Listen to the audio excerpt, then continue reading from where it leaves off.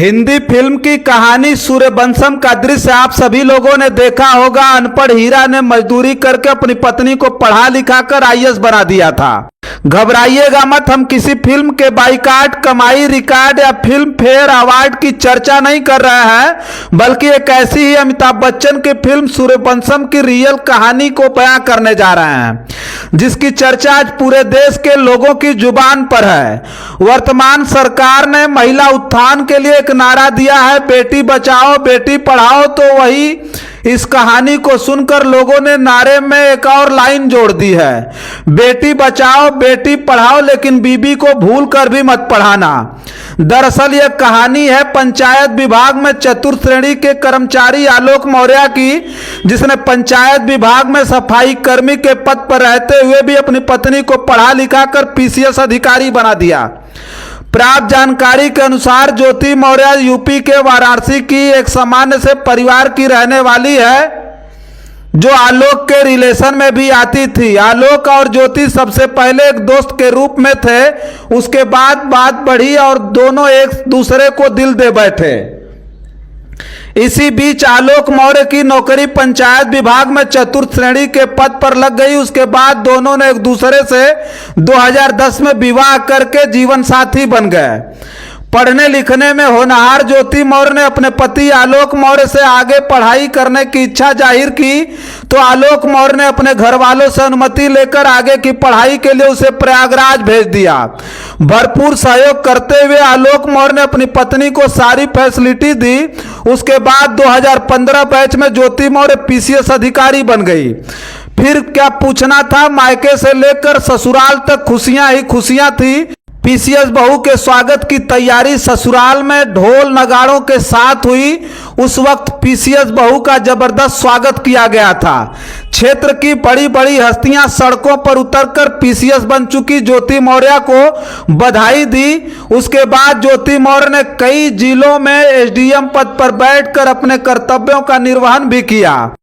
इस वक्त ज्योति Maurya Bareilly sugar mill में महाप्रबंधक के पद पर तैनात है। ज्योति के पति आलोक ने बताया कि जिस साल ज्योति पीसीएस अधिकारी बनी, उसी साल हमें एक और खुशी मिली थी। ज्योति ने 2 जुड़वा बेटियों को उसी साल जन्म भी दिया था। सब कुछ बड़ा ठीक ठाक से चल रहा था कि इसी बीच आलोक और ज्योति के वैवाहिक जीवन में एक व्यक्ति की एंट्री हो जाती है।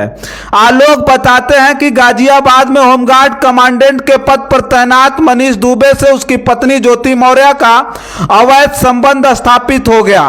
पहले तो लगा कि अधिकारी है और अपने उच्च अधिकारियों से बातचीत कर रही है, लेकिन एक दिन वह जैसे ही अपनी पत्नी की मोबाइल चेक किया तो पाया कि मामला बहुत ही आगे बढ़ गया था। ज्योति और मनीष दुबे के बीच नाजायज रिश्तों की दुर्गंध आने लगी थी। तभी मनीष व ज्योति के बीच व्हाट्सएप चैट का स्क्रीनशॉट सबूत के तौर पर आलोक ने अपने पास रख लिया।